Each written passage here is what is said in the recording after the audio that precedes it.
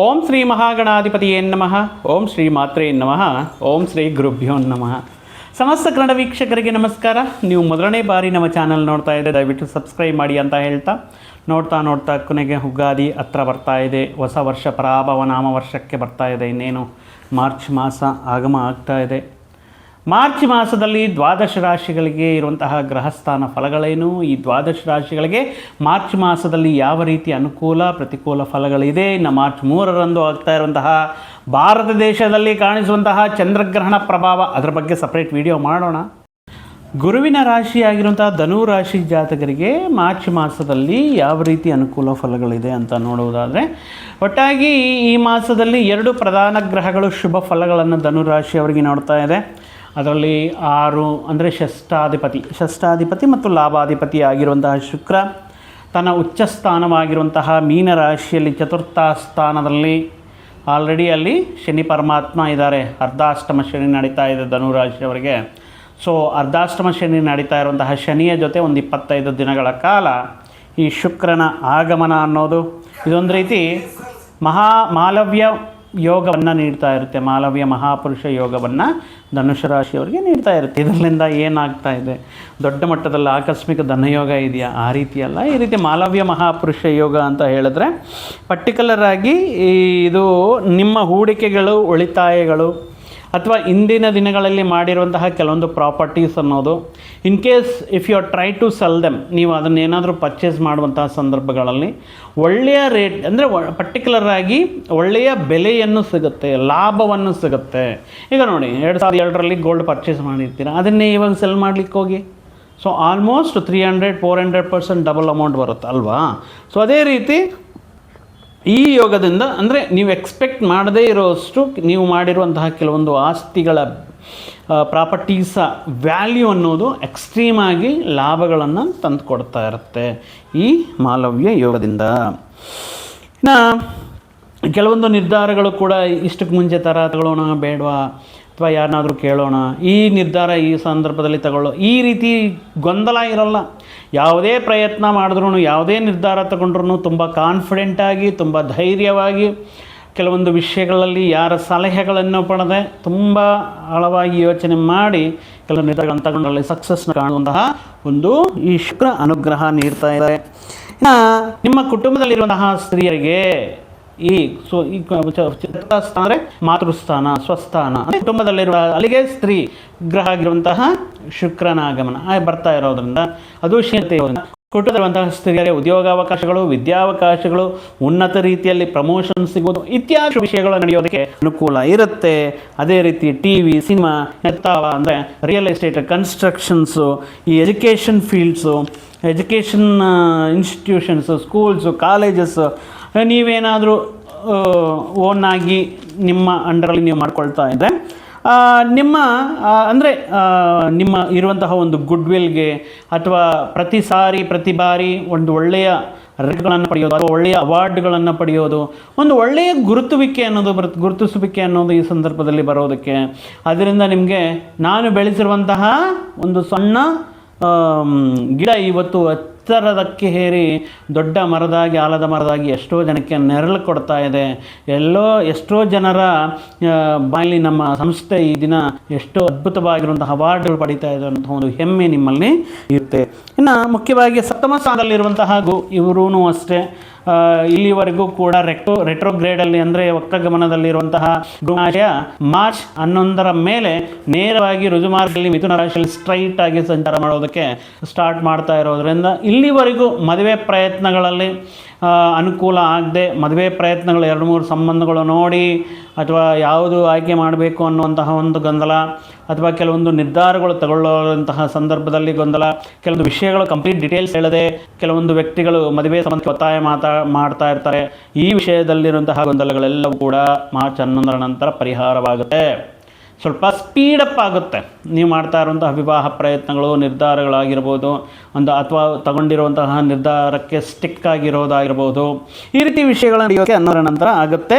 ಮುಖ್ಯವಾಗಿ ಈ ಸಂದರ್ಭದಲ್ಲಿ ಬಿಟ್ವೀನ್ 30-32 ಇಯರ್ಸ್ ಆದ್ರೂ ಕೂಡ ಇನ್ನು ವಿವಾಹ ಯಾವಾಗ ಆಗುತ್ತೆ, ಯಾವಾಗ ಯೋಗ ಇದೆ ಅಂತ ಕಾಯ್ತಾ ಇರುವಂತಹ ಧನುರಾಶಿ ಜಾತಕರಿಗೆ ಈ ಸಂದರ್ಭದಲ್ಲಿ ಒಂದು ರೀತಿಯಲ್ಲಿ ವಿವಾಹ ಯೋಗ ಅಥವಾ ವಿವಾಹದ ಬಗ್ಗೆ ಶುಭ ವಿಷಯಗಳು ಕೇಳುವುದಕ್ಕೆ ಅಥವಾ ವಿವಾಹ ಪ್ರಯತ್ನಗಳು ಮುಂದುವರೆದರೆ ಸ್ವಲ್ಪ ಇಂಪ್ರೂವ್ ಆಗೋದಕ್ಕೆ ಅಥವಾ ಮಾತುಕತೆ ನಡೆಯೋದಕ್ಕೆ ನಿಶ್ಚಿತಾರ್ಥಗಳು ಮಾಡ್ಕೊಳ್ಳೋದಕ್ಕೆ ಅನುಕೂಲ ಇರುತ್ತೆ. ಸೊ ಮತ್ತು ಗೋಚಾರದಿಂದ ಹೇಳಿದ ತಕ್ಷಣ ಆಗ್ಬಿಡ್ತಾನೆ, ಅದಕ್ಕೂ ಕೂಡ ನಾವು ವೈಯಕ್ತಿಕ ಜಾತಕ ಪರಿಶೀಲನೆ ಮಾಡಬೇಕಾಗಿರುತ್ತೆ, ಅದರಲ್ಲೂ ಕೂಡ ನವಾಂಶ ನೋಡಬೇಕಾಗಿರುತ್ತೆ. ಸೊ ಆದ್ದರಿಂದ ವೈಯಕ್ತಿಕ ಜಾತಕದಲ್ಲಿ ಪರ್ಟಿಕ್ಯುಲರ್ ಆಗಿ ಸಪ್ತಮ ಸ್ಥಾನದಲ್ಲಿ, ಈಗ ನಾವು ವಿವಾಹವನ್ನು ಯಾವ ರೀತಿ ಅರ್ಥ ಮಾಡ್ಕೋಬೇಕು ಕುಂಡಲಿ ಮುಖಾಂತರ ಅಂತ ಹೇಳಿದ್ರೆ, ಸಪ್ತಮ ಸ್ಥಾನದಲ್ಲಿ ಶನಿ ಪರಮಾತ್ಮ ಇದ್ದಾರೆ ಅಂದ್ಕೊಳ್ಳಿ, ಅವ್ರಿಗೆ ಜವಾಬ್ದಾರಿಗಳು ಜಾಸ್ತಿ. Almost 3, 5, 8, 35 Shani number 8. So 35 years ಆದ್ರೂ ತುಂಬ ಜನ ವಿವಾಹ ಆಗದೆ ವಿವಾಹಕ್ಕೋಸ್ಕರ ವೆಯ್ಟ್ ಮಾಡ್ತಾ ಇದ್ದಾರೆ. ಬೇಕಾದರೆ ನೀವು ಪ್ರಾಕ್ಟಿಕಲಾಗಿ ನೋಡಿ.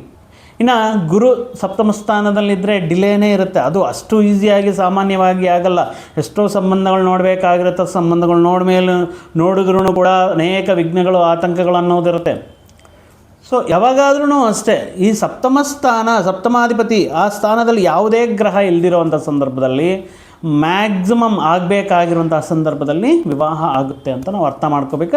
ಅದಕ್ಕೆ ಬೇರೆ ಜ್ಯೋತಿಷ್ಯ ಶಾಸ್ತ್ರದ ಪ್ರಕಾರ ನಿಮ್ಮ ಹುಟ್ಟಿರುವಂಥ ದಿನಾಂಕ ಅಥವಾ ಈಗ ನಡೀತಾ ಇರುವಂತಹ ದಶಾಭುಕ್ತಿ, ಗ್ರಹಸ್ಥಾನ ಅಥವಾ ಏನಾದರೂ ವಿವಾಹ ವಿಳಂಬ ಮಾಡುವಂತಹ ಕೆಲವು ಕುಜದೋಷ ಇತ್ಯಾದಿ ವಿಷಯಗಳನ್ನೆಲ್ಲವೂ ಕೂಡ ವಿಶ್ಲೇಷಣೆ ಮಾಡಬೇಕಾಗಿರುತ್ತೆ. ಆದ್ದರಿಂದ ಈಗ 30 to 32 ಇಯರ್ಸ್ ವ್ಯಕ್ತಿಗಳ ಗೋಚಾರದಿಂದ ನೋಡುವಾಗ ಧನಸ್ಸು ರಾಶಿ ವ್ಯಕ್ತಿಗಳಿಗೆ ವಿವಾಹ ಅನುಕೂಲ ಅಥವಾ ವಿವಾಹಕ್ಕೆ ಅನುಕೂಲ ಆಗಿರುವಂಥ ಸಂದರ್ಭ ಅಂತಲೂ ಹೇಳಬಹುದು. ಯಾವುದಕ್ಕಾದರೂ ಒಂದು ಸಾರಿ ಜನ್ಮ ಜಾತಕವನ್ನು ಪರಿಶೀಲನೆ ಮಾಡಿಸ್ಕೊಳ್ಳೋದು ಉತ್ತಮ. ಇನ್ನು ಈ ಮಾಸದಲ್ಲಿ ನೋಡಿದ್ರೆ ರಾಶಿಯಿಂದ ತೃತೀಯ ಸ್ಥಾನದಲ್ಲಿ ಕುಜ, ರಾಹು ಪರಾಕ್ರಮ ಸ್ಥಾನದಲ್ಲಿದ್ದಾರೆ. ಇವರಿಬ್ಬರು ಅಗ್ನಿತತ್ವ ಗ್ರಹಗಳು.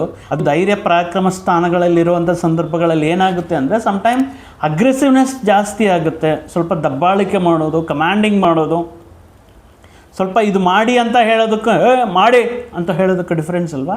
ಆ ರೀತಿ ಈ ಧೈರ್ಯ ಪರಾಕ್ರಮ ಸ್ಥಾನದಲ್ಲಿ ಕುಜ ಹೊಂದಿರೋದ್ರಿಂದ ಸ್ವಲ್ಪ ಅಗ್ರೆಸಿವ್ನೆಸ್ ಅನ್ನೋದು ಜಾಸ್ತಿ ಆಗುತ್ತೆ. ಇನ್ನು ಅಲ್ಲೇ ಇರುವಂತಹ ಬುಧಮಾಶ ಈ ದ್ವಿತೀಯ ಸ್ಥಾನ ಲಾಭ ಫಲನ ನೀಡ್ತಾ ಇರ್ತಾರೆ. ಇನ್ನು 4ನೇ ಸ್ಥಾನದಲ್ಲಿರುವಂತಹ ಶನಿಯ ಜೊತೆ ಶುಕ್ರ ಬಂದು ಸೇರ್ತಾ ಇದ್ದಾರೆ. ಇನ್ನು 15ನೇ ತಾರೀಕುವರೆಗೂ ಕೂಡ ರವಿ ತೃತೀಯ ಸ್ಥಾನದಲ್ಲಿ ಇದ್ರೂ ಕೂಡ 15ರ ನಂತರ ಅರ್ಧಾಷ್ಟಮದಲ್ಲಿ ಚತುರ್ಥ ಸ್ಥಾನಕ್ಕೆ ಇವರ ಆಗಮನ, ಸಪ್ತಮ ಸ್ಥಾನದಲ್ಲಿರುವಂತಹ ಗುರು, ಅಷ್ಟಮ ಸ್ಥಾನದಲ್ಲಿರುವಂತಹ ಚಂದ್ರ ತಮ್ಮ ಸಂಚಾರವನ್ನು ಮಾಡ್ತಾ ಸಾಕಷ್ಟು ಗ್ರಹಗಳ ಬದಲಾವಣೆಯನ್ನು ನೋಡುತ್ತಾ ಧನಸ್ಸು ರಾಶಿಯವರಿಗೆ ಈ ದ್ವಿತೀಯಾಧಿಪತಿ, ಧನ ಕುಟುಂಬಾಧಿಪತಿ ಮತ್ತು ವಾಕ್ಕು ಸ್ಥಾನಕ್ಕೆ ಅಧಿಪತಿ ಚತುರ್ಥ ಸ್ಥಾನದಲ್ಲಿರುವಂತಹ ಶುಕ್ರನ ಜೊತೆ ಸೇರುವುದರಿಂದ ಮತ್ತು ಲಗ್ನಕ್ಕೆ ಅಧಿಪತಿಯಾಗಿರುವಂತಹ ಲಗ್ನಾಧಿಪತಿ ಸಪ್ತಮ ಸ್ಥಾನದಲ್ಲಿ ಇರೋದ್ರಿಂದ ಮುಖ್ಯವಾಗಿ ವಿವಾಹ ಪ್ರಯತ್ನಗಳು ಈ ಸಂದರ್ಭದಲ್ಲಿ ನೀವು ಮಾಡುವಂತಹ ವಿವಾಹ ಪ್ರಯತ್ನಗಳು ಮಾಡುವಂತಹ ಕೆಲವೊಂದು ವಿಷಯಗಳು ನಿಮ್ಮ ವ್ಯಕ್ತಿತ್ವಕ್ಕೆ, ನಿಮ್ಮ ಒಳ್ಳೆಯತನಕ್ಕೆ, ಸಾಮಾಜಿಕವಾಗಿ ನಿಮ್ಮ ಕುಟುಂಬದಲ್ಲಿ ಎಲ್ಲಾದ್ರೂ ವಿವಾಹ ಸಂದರ್ಭಗಳಲ್ಲಾಗಿರ್ಬೋದು, ಒಳ್ಳೆಯ ವ್ಯಕ್ತಿ, ಅದ್ಭುತವಾಗಿರುವಂತಹ ವ್ಯಕ್ತಿ, ಒಳ್ಳೆ ನಾಲೆಡ್ಜ್ ಇರುವಂತಹ ವ್ಯಕ್ತಿ ಅಂತ ನಿಮಗೆ ಒಳ್ಳೆಯ ಹೆಸರು ಪಡೆಯೋದಕ್ಕೆ ಚಾನ್ಸಸ್ ಇರುತ್ತೆ. ಶುಕ್ರ ಶನಿ ಪರಮಾತ್ಮನ ಜೊತೆ ಇರುವುದರಿಂದ ಈ ಸಂದರ್ಭದಲ್ಲಿ ಏನಾದರೂ ನೀವು ಗೃಹ ಪ್ರಯತ್ನಗಳು ಮಾಡ್ತಾಯಿದ್ರೆ, ಸೈಟ್ ತಗೋಬೇಕು ಅಂತ ಪ್ರಯತ್ನ ಮಾಡ್ತಾಯಿದ್ರೆ, ಕಟ್ಟಿರುವಂತಹ ಮನೆ ನಿರ್ಮಾಣ ಮಾಡ್ತಾಯಿದ್ರೆ ಈ ಸಂದರ್ಭದಲ್ಲಿ ಗೃಹ ಸಂಬಂಧಪಟ್ಟಿರುವಂತಹ ಋಣಗಳು ಅಂದರೆ ಲೋನ್ಸ್ ಪಡೆಯೋದಕ್ಕೆ ಅನುಕೂಲವಾಗಿದೆ. ಯಾವುದೇ ಆತಂಕ ಎಲ್ಲ ಈಸಿಯಾಗಿ ಲೋನ್ ಅನ್ನೋದು ಪ್ರಾಸೆಸ್ ಆಗುತ್ತೆ, ಅಪ್ರೂವ್ ಆಗುತ್ತೆ. ಇನ್ನು 15 ಅಂತ ರವಿ ತಮ್ಮ ಸ್ಥಾನವನ್ನು ಅರ್ಧಾಶ್ರಮಕ್ಕೆ ಬರ್ತಾ ಇರೋದ್ರಿಂದ ಸ್ವಲ್ಪ ಕೆಲವೊಂದು ವಿಷಯಗಳಲ್ಲಿ ಹುಷಾರಾಗಿರಬೇಕಾಗಿರುತ್ತೆ. ಕೂಡ ಯಾವುದಾದ್ರೂ ಒಂದು ವಾಹನ ವೆಹಿಕಲ್ ತೊಳ್ತಾ ಇರ್ತೀರಾ, ಅಥವಾ ಯಾವುದಾದ್ರೂ ಒಂದು ಪ್ರಾಪರ್ಟಿ ತಗೊಳ್ತಾ ಇರ್ತೀರಾ, ಅಥವಾ ಗೃಹ ನಿರ್ಮಾಣ ಪ್ರಯತ್ನಗಳು ಮಾಡ್ತಾ ಇರ್ತೀರಾ, ಅಥವಾ ನಿಮ್ಮದೇ ಆಗಿರುವಂತಹ ಕೆಲವೊಂದು ಆಫೀಸ್ ಸೆಟಪ್, ಇನ್ಫ್ರಾಸ್ಟ್ರಕ್ಚರ್ ಇತ್ಯಾದಿ ವಿಷಯಗಳನ್ನೆಲ್ಲ ಮಾಡ್ಕೊಳ್ತಾ ಇರ್ತಾರೆ, ಅಥವಾ ನಿಮ್ಮದೇ ಆಗಿರುವಂತಹ ಒಂದು ಕೈಗಾರಿಕೆ ಅಥವಾ ಉದ್ಯಮವನ್ನು ಅಥವಾ ಒಂದು ಫ್ಯಾಕ್ಟ್ರಿಯನ್ನು, ಗಾರ್ಮೆಂಟ್ಸನ್ನು ಪ್ರಾರಂಭ ಮಾಡಿ ಆ ವಿಷಯಗಳಲ್ಲಿ ಅದಕ್ಕೆ ಬೇಕಾಗಿರುವಂತಹ ಮಿಷನರಿನ ಪರ್ಚೇಸ್ ಮಾಡಬೇಕು. ಇಂತಹ ಮುಖ್ಯವಾದ ನಿರ್ಧಾರಗಳು, ಮುಖ್ಯವಾದ ಹೂಡಿಕೆಗಳು ಮಾಡುವಂಥ ಸಂದರ್ಭಗಳಲ್ಲಿ ಈ ಮಾರ್ಕೆಟ್ ಪ್ರೈಸ್ ಏನು, ನಿಮಗೆ ಎಷ್ಟು ಸಿಗ್ತಾ ಇದೆ, ಅದು ಬರೋದರಿಂದ ಏನಾದರೂ ನಿಮಗೆ ಎಷ್ಟು ಬೆನಿಫಿಟ್ ಆಗ್ತಾ ಇದೆ, ಯಾವ ಪ್ಲೇಸಿಂದ ತೊಗೊಂಡ್ರೆ ಈಸಿ ಆಗುತ್ತೆ, ಈ ರೀತಿ ಕೆಲವೊಂದು ವಿಷಯಗಳನ್ನೆಲ್ಲ ಗಮನದಲ್ಲಿಟ್ಕೊಂಡು ಆ ನಷ್ಟಗಳು ಕಮ್ಮಿ ಆಗೋ ಥರ ನೋಡ್ಕೋಬೇಕಾಗಿರುತ್ತೆ. ಇನ್ನು ತೃತೀಯ ಸ್ಥಾನಕ್ಕೆ, ಧೈರ್ಯ ಪರಾಕ್ರಮ ಸ್ಥಾನಕ್ಕೆ ರಾಹು ಮಾಯಾಗ್ರಹ ಸರ್ಪಗ್ರಹ ಬರ್ತಾ ಇರೋದ್ರಿಂದ ಸ್ವಲ್ಪ ರೋಷ, ಪರಾಕ್ರಮ, ಪೌರುಷ ಜಾಸ್ತಿ ಇರುತ್ತೆ. ಮಾತಾಡುವಂತಹ ಮಾತಿನಲ್ಲಿ ಗತ್ತು, ಗಾಂಭೀರ್ಯ, ಸ್ವಲ್ಪ ಮಾತಾಡುವಂತಹ ಶೈಲಿ ಬದಲಾಗ್ತಾ ಇರುತ್ತೆ. ಇದರಿಂದ ವಿಪರೀತವಾಗಿರುವಂಥ ಆತ್ಮವಿಶ್ವಾಸ, ನಾನೇನು ಮಾತಾಡಿದ್ರೂ ನಡೆಯುತ್ತೆ ಅನ್ನುವಂತಹ ಒಂದು ಅಂಧವಿಶ್ವಾಸ. ಕೆಲವೊಂದು ಸಾರಿ ಏನಾಗುತ್ತೆ, ಕೆಲವೊಂದು ಅಗ್ರಿಮೆಂಟ್ಸ್ನು ಯಾವುದೇ ರೀಡ್ ಮಾಡದೆ, ಯಾವುದೇ ಅರ್ಥ ಮಾಡ್ಕೊಳ್ಳದೆ, ನಮ್ಮ ವ್ಯಕ್ತಿ ಕೊಟ್ಟಿದ್ದಾನೆ ಅಂತ ಹೇಳಿಬಿಟ್ಟು without reading anything, without understanding anything signature ಮಾಡೋದು ಬೇಡ. ಅತಿವಿಶ್ವಾಸ ಬೇಡ ಈ ಸಂದರ್ಭದಲ್ಲಿ. ಇನ್ನು ಅದೇ ರೀತಿ ನಿಮ್ಮ ಅಣ್ಣ ತಮ್ಮಂದ್ರ ಜೊತೆ, ಸ್ನೇಹಿತರ ಜೊತೆ ಅಥವಾ ನಿಮ್ಮ ಸಿಬ್ಬಂದಿಯ ಜೊತೆ ಮಾತಾಡುವಾಗ ಡಾಮಿನೇಟಿಂಗ್ ನೇಚರ್ ಬೇಡ. ಯಾಕಂದರೆ okay, sometime it will works, but always it look like ಏಕೆ ಒಂಥರ ಸ್ಲೇವ್ ಥರ ನೋಡ್ತಾ ಇದ್ದಾರೆ ಅಥವಾ ನಮ್ಮನ್ನು ಒಂಥರ ಕೀಳಾಗಿ ನೋಡ್ತಾ ಇದ್ದಾರೆ, ಈ ರೀತಿ ಕೇಳ್ಬೋದಾ? ಈ ರೀತಿ ಕೆಲವೊಂದು ಮನಸ್ತಾಪಗಳು, ಅಪಾರ್ಥಗಳು ಉಂಟಾಗುವಂಥ ಸಂದರ್ಭದಲ್ಲಿ ಸ್ವಲ್ಪ ಶಾಂತಿಯುತವಾಗಿ, ರೆಸ್ಪೆಕ್ಟಾಗಿ ಅಂತಲ್ಲ, ಪ್ರೀತಿಯಿಂದ ಮಾತಾಡಿಸಿ. ರೆಸ್ಪೆಕ್ಟಾಗಿ ಕೊಡಿ ಅಂತ ಹೇಳ, ಪ್ರೀತಿಯಿಂದ ಮಾತಾಡಿಸಿ, ಸೌಮ್ಯವಾಗಿ ಮಾತಾಡಿಸಿ, ಅಥವಾ ಸೆನ್ಸ್ ಆಫ್ ಹ್ಯೂಮರ್ ಅದನ್ನು ಬೆರೆಸಿ ಸ್ವಲ್ಪ ತಮಾಷೆಯಾಗಿ ಮಾತಾಡಿಸಿ ವಿನಃ ಇಲ್ಲಿ ಸ್ವಲ್ಪ ದರ್ಪವನ್ನು, ಪೌರುಷವನ್ನು ಬೆರೆಸಿ ಸ್ವಲ್ಪ ಅಧಿಕಾರದಿಂದ ಮಾತಾಡಿದ್ರೆ ಸ್ವಲ್ಪ ಸಂಬಂಧಗಳು ಕೆಡೋದಕ್ಕೆ ಸಾಧ್ಯ ಇರುತ್ತೆ.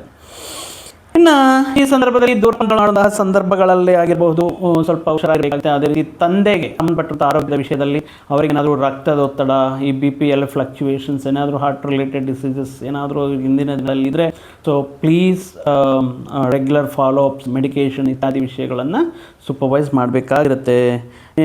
ಆದ್ದರಿಂದ ಒಟ್ಟಾಗಿ ಧನುಸ್ಸು ರಾಶಿಯವರಿಗೆ ಅನುಕೂಲತೆ ಇದೆ, ಬೇಕಾಗಿರುವಂತಹ ಧೈರ್ಯ ಇದೆ, ಎಲ್ಲ ಮಾಡುವಂತಹ ಒಂದು ಅದ್ಭುತವಾಗಿರುವಂತಹ ಧೈರ್ಯ ಸಾಹಸಗಳಿದೆ. ಬಟ್ ಅರ್ಧಾಶ್ರಮದಲ್ಲಿ ಶನಿ ಪರಮಾತ್ಮ ಇರೋದರಿಂದ, ತೃತೀಯ ಸ್ಥಾನಕ್ಕೆ ರಾಹು ಬರೋದರಿಂದ ಮಾತಿನ ಬಗ್ಗೆ ಸ್ವಲ್ಪ ಶಾಂತ ಸ್ವಭಾವವಾಗಿರಿ.